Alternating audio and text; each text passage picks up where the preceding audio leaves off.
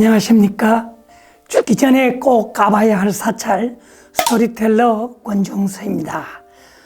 마곡산은 태화산 국사봉과 서쪽 옥녀봉, 동쪽으로 무성산 등 나지막한 산들이 절을 에워싸고 희지천이 절을 가로질러 이른바 연화부수형, 연꽃이 물속에 떠있는 형상이라고 합니다. 도성국사는 천만년 오래도록 절이 들어앉아 있을 터이니 삼재가 들어오지 못하는 곳이라고 하였습니다. 마곡산은 모든 생명을 살리는 길지임을 알 수가 있습니다. 또한 마곡이라는 이름은 마가 들어찬 것처럼 태화산 골짜기로 수많은 사람들이 모여든 의미에서 지어진 이름입니다. 그러면 이 골짜기에 수많은 사람들이 모여든 원인은 무엇일까요? 역사적인 사실로 보면 먼저 가지산문을 일으킨 보조 채징선사와 낭해국사 문염선사의 장건설을 들 수가 있습니다. 이 두 스님은 선종으로 불교에 새바람을 일으키셨던 분입니다.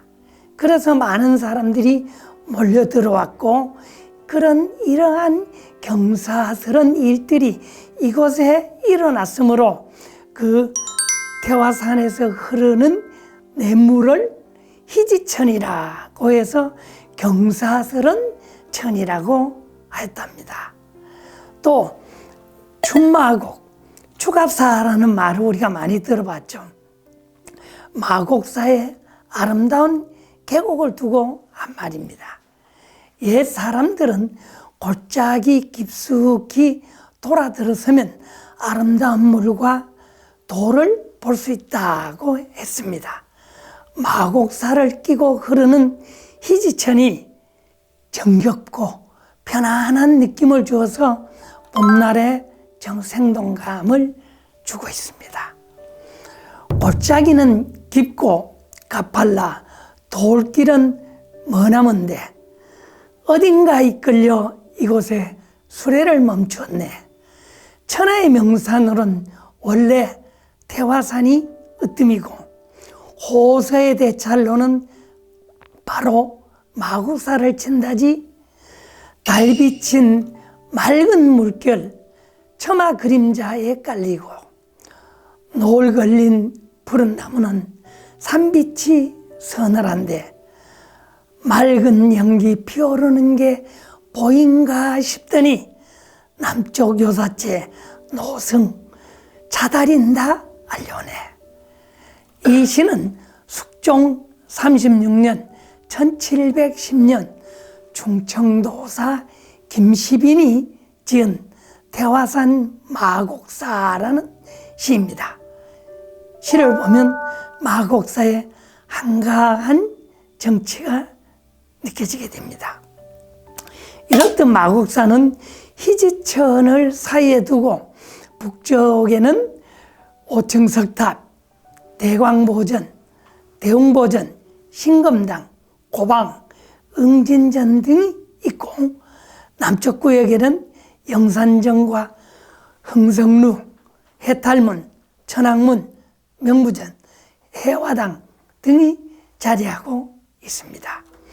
먼저 들어가는 입구에는 타 사찰에서는 금강문이라고 부르는 해탈문이 있습니다. 그런데 왜 해탈문이라고 하였을까요? 금강산매경에 주강과 객관에 모든 존재가 비어있어 차별의 모습을 떠나는 무상해탈의 문을 말하고 있기 때문입니다. 마곡사 해탈문에 있는 문수 보현동자와 금강역사들은 중생의 어리석음을 물리치고 무상해탈의 법문을 들려주고 해탈의 길을 열어 보여줍니다. 금강역사는 갑옷에 날개가 달린 투구를 쓰고 한 손에 주먹을 쥐고 한 손은 허리춤을 잡았는데, 특이한 것은 사자나 코끼리에 보면 연꽃과 연잎을 밟고 있고 꼬리는 화려하게 장식되어 있어 힘찬 느낌과 아름다움을 줍니다. 문수의 지혜와 보현의 실천이 없다면 해탈은 이루어지지 않음을 알려주는 것이 해탈문입니다.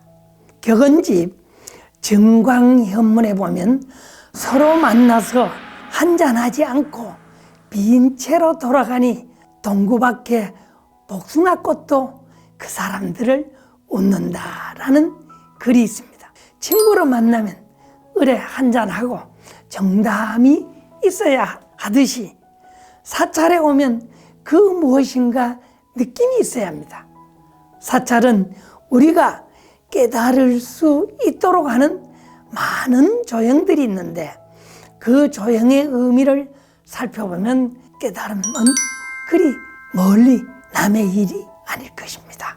해탈문을 지나면 천왕문이 나오는데 이곳 사천왕중 광목천왕은 여의주 대신에 과일을 들고 있습니다. 그 옆에 담은천왕은 보탑 대신에 고추, 복숭아, 살구 등 과일 바구니를 이렇게 들고 있어서 참 재미있습니다. 이젠 사천왕도 지역 특산물 홍보대사가 되었나 봅니다. 희지천이 흐르는 극락교를 건너 북적구역으로 들어서면 대광보전, 야담법석불화, 대웅전이 있는 법신, 보신, 화신의 삼신불 공간이 나타나게 됩니다. 대광보전은 1782년 화재로 다 타버렸습니다. 그래서 이후에 1788년에 다시 웅장하고 화려하게 지었습니다. 대광보전 편액은 당시 최고의 화가 표암 강세황이 쓴 글씨라서 품격을 더 높여줍니다. 특히 용마루의 중앙에는 청기화가 한 장이 놓여 있습니다. 당시 사용이 극히 제한된 염초를 사용해서 만든 청기화입니다. 이 청기화로 인해 마곡사는 높은 위상이 있었다는 것을 알려줍니다. 이 기와는 조선 순조 탄생과 관련이 있었을 것으로 여겨지기도 합니다. 내부를 들어가 보면 화엄경의 주불인 비로자나 부처님이 동쪽으로 앉으셨습니다. 참 안온하고 인자한 모습으로 손은 지권인을 해서 중생과 부처가 다르지 않음을 검지를 구부려서 중생과 이렇게 손으로 맞닿아 있습니다.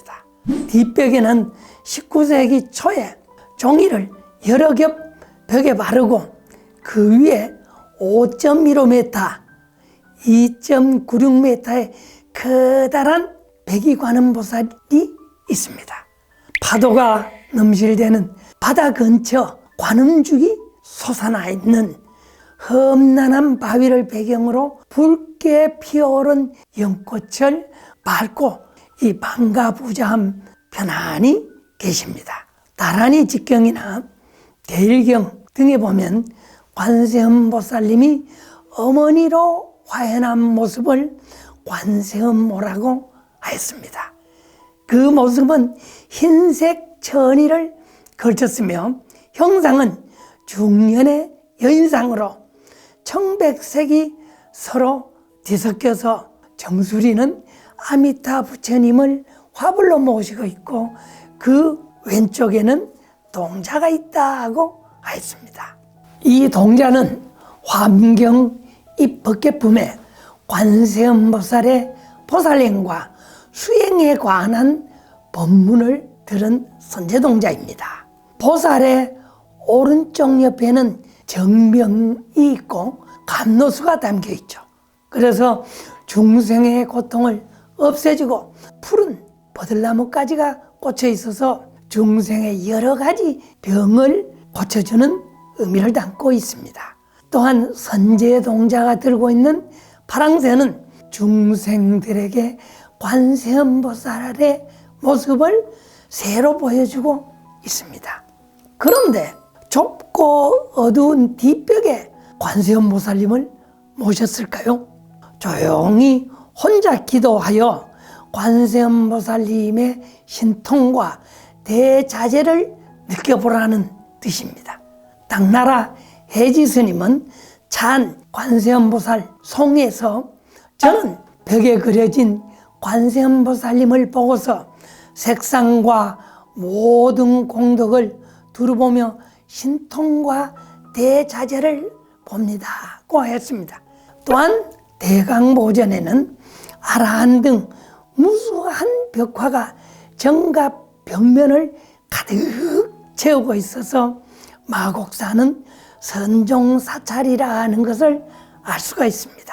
그 가운데 한산 습득도가 눈에 띄는데 이것은 성과 관련된 벽화로 한산과 습득은 당나라 태종 때 절강성 천태산 국정사에서 살았던 스님입니다. 한산은 시를 짓거나 기이한 행동으로, 또 습득은 절의 부엌 일을 잡다한 일을 담당한 미천한 스님으로 알려져 있습니다. 습득은 호랑이를 타고 다니는 풍간선사가 길 옆에서 주운 사람이라고 해서 이름이 습득입니다. 이 두 스님은 역사 속에서 생존했던 선사로 당시 큰 공경을 받았던 인물입니다. 한산 스님은 이렇게 얘기했습니다. 전생에 너무 어리석어 오늘도 이렇게 깨닫지 못하네. 오늘 역시 구차한 것은 모두 전생에 지은 업 때문이라네. 그런데 오늘 또 닦지 않으면 다음 생 또한 옛날로 돌아가니 양쪽 언덕에 배 없으니 아득한 저 바다 어이 건널고, 이렇게 말씀하셨습니다. 또한 습득은 평생에 무엇을 실험할 것인가, 그저 세상 인연 따라 흘러가는 걸. 해와 달은 흐르는 물결 같나니 광음은 부싯돌 불꽃 같아서 천지가 바뀌어 변한다 해도 나는 바위 가운데 막힘없이 앉아 있겠네. 이런 말씀을 하셨습니다. 어느 날 습득이 절마당을 쓸고 있는데 그 절에 주지가 물었습니다. 그대는 풍간이 주어왔기 때문에 습득이 되었는데 그대의 진짜 이름은 무엇인가? 그러니까 습득이 쓸던 빗자루를 내려놓고 이렇게 합창한 채 이렇게 서 있었습니다. 그러니까 주지가 다시 물었습니다. 그러자 습득은 비를 다시 쓸고 가버렸다고 합니다. 이에 주지는 넋을 잃고 그 습득을 바라볼 뿐 아무 말도 못 붙였다고 합니다. 이로 인해서 차수이립이라는 절의 말이 생겨났다고 합니다. 정말 멋진 습득의 행동입니다. 본래 진면목을 보여주었으나 알지 못하는 사람은 떨어진 낙엽과 같은 것이라서 쓸고 갈 수밖에 없지 않습니까? 벽화를 보면 한산과 습득은 머리를 깎은 스님으로 한산은 시를 읊고 습득은 빗자루를 들고 청소하는 모습입니다. 그 천태산 바위를 배경으로 한산은 붉은 도포를 입고 양손을 들어서 시를 읊고 푸른 도포를 입은 습득은 빗자루를 들고 청소하다 말고 한산의 시를 듣고 있는 모습입니다. 이런 것처럼 벽화에 숨어있는 선의 향기를 본다면 갈라진 벽틈 사이에서도 진리를 만날 수 있을 것입니다. 대광보전에는 재미난 전설이 있습니다.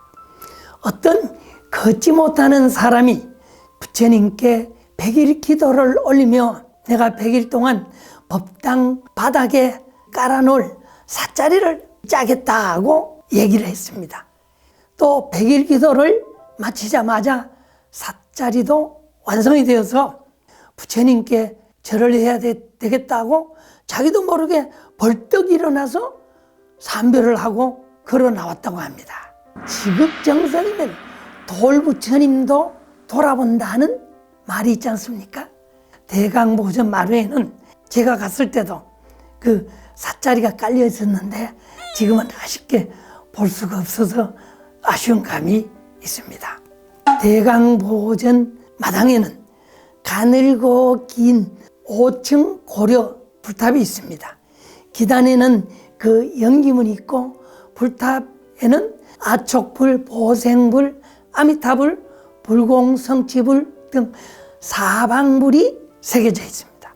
탑의 상륜을 보면 화려한 보탑을 얹어두고 있어서 아주 특이합니다. 이 상륜을 분마동이라고 하는데 옛 사람들은 분마동은 그 귀하기가 금보다 배나 더하니 바람을 쏘이면 누런 빛이 찬란하다고 하였습니다. 또한 마곡사에는 조선 숙종 13년 1687년에 능악, 계호 등 6분이 조성한 10.65m와 7.09m 크기의 마에 채색한 야단법석 불화가 있어 유명합니다.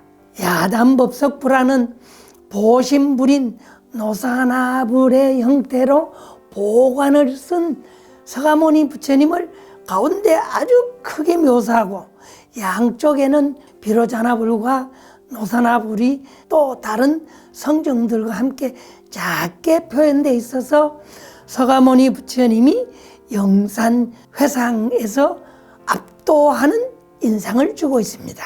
서가모니 부처님은 영산회상을 나타내는 연꽃가지를 이렇게 양손에 들고 노사나불처럼 보관을 쓰고 설법을 하고 계십니다.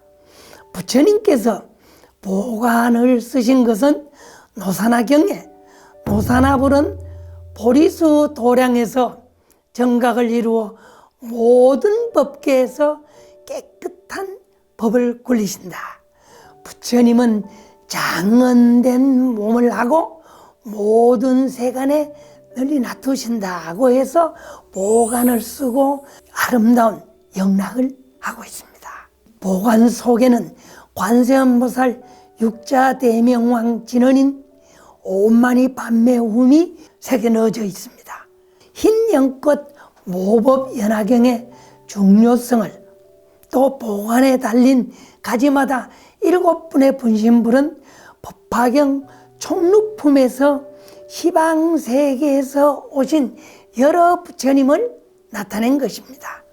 부처님께서 연꽃을 이렇게 등가닥은 영산회상에서 대범천왕이 바친 금색 발두마와 꽃인데 이것을 대중을 향해서 들어 보이셨을 때 오직 마가섭존자만이 얼굴에 미소를 머금고 염화시중의 미소를 상징하고 있습니다. 서가모니 부처님 좌측에는 미륵보살이, 우측에는 제아갈라 보살이 협시를 하고 있어서 과거, 현재, 미래 부처님께서 머무르시는 상주 설법처임을 나타내고 있기도 합니다.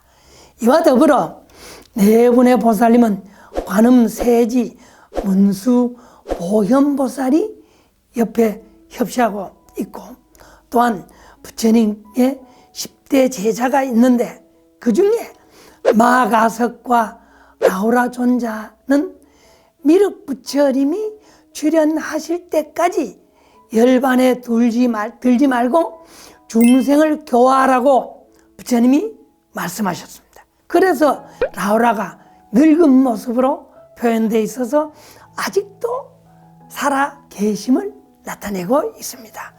더불어 아수라, 가루라, 용왕 등 열의 8부정과 보양, 명월천자가 상당급 부분에 배치돼서 부처님을 외호하고 있기도 합니다. 대적광전 옆 신금당과 고방이 예스러움을 나타내고 있는데, 신금당 편액은 정조대왕이 극찬한 송화 조윤영의 글씨인데 아주 힘이 느껴집니다. 신금당 툇마루에 있다가 마곡사 박물관으로 옮긴 효정 5년의 충청도 안곡사에서 만든 범정이 있는데, 이 범정의 표면에는 집신을 지는 스님의 모습이 양각되어 있어서 볼만합니다. 오른쪽으로 가파른 계단을 오르면 화신불 서가모니 부처님의 공간인 대웅보전이 나옵니다. 대웅보전은 각순대사와 공주목사 이주연이 1651년에 중창한 건물입니다. 17세기 중엽에 나무로 조성한 서가모니, 약사열애, 아미타열애 3세 부처님을 모시고 있습니다. 2층 정각에는 창호를 달아 자연 채광으로 이 3세의 불을 비추고 있어서 참 아름답습니다. 이 3세 불은 당시 유명한 조각 장인이었던 마곡사 주지 스님을 지낸 운해 스님이 조성하였다고 전해집니다.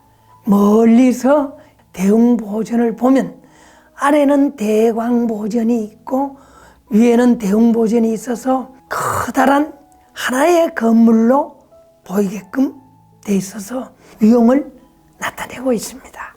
대웅보전 편액은 신라 명필 김생의 글씨라고 또한 전해지고 있기도 합니다.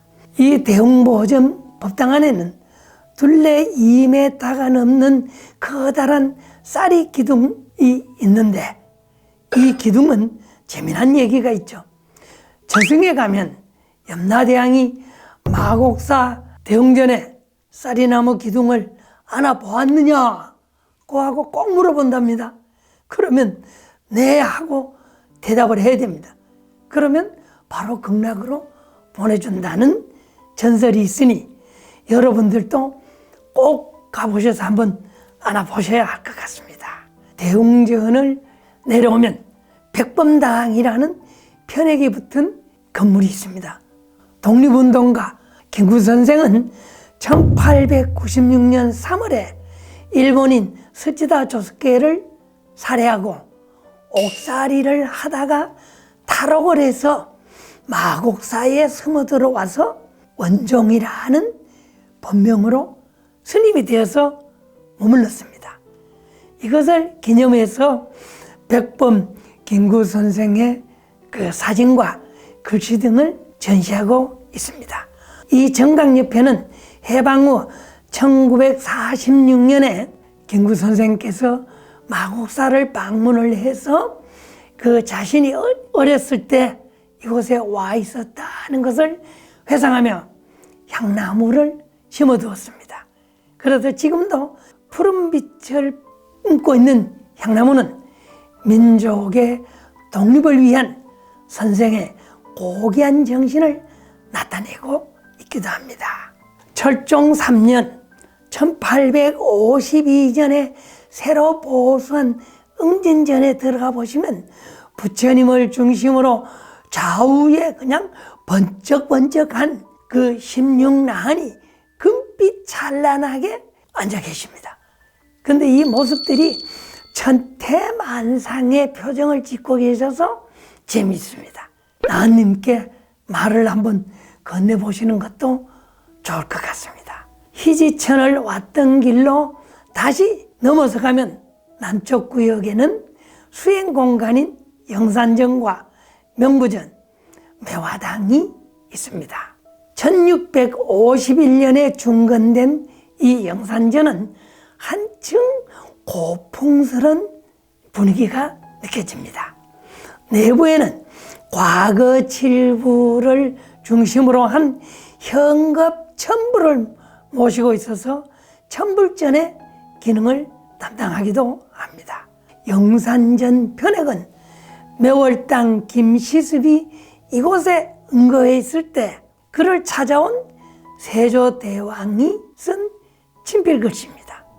마곡사는 그야말로 불교 미술의 도구입니다. 운해, 약효, 문성, 일섭, 석정 등 불모를 길러낸 조선 후기 남방 화소의 중심 사찰답게 정각, 형상물, 불화 등 최고를 자랑하지 않는 것이 없습니다. 대방광불 환경에 입사간의 견표질이라는 말이 있습니다. 절에 들어가 편액을 살피니 겉을 보고서 속을 알아차렸다는 말입니다. 마곡사를 찬찬히 둘러보며 선의 향기가 아직도 남아있는 것을 느낄 수가 있습니다. 천하의 명산 속에 숨어있는 마곡사를 여러분도 한번 가보시길 부탁드립니다. 죽기 전에 꼭 가봐야 할 사찰 스토리텔러 권중서였습니다. 감사합니다.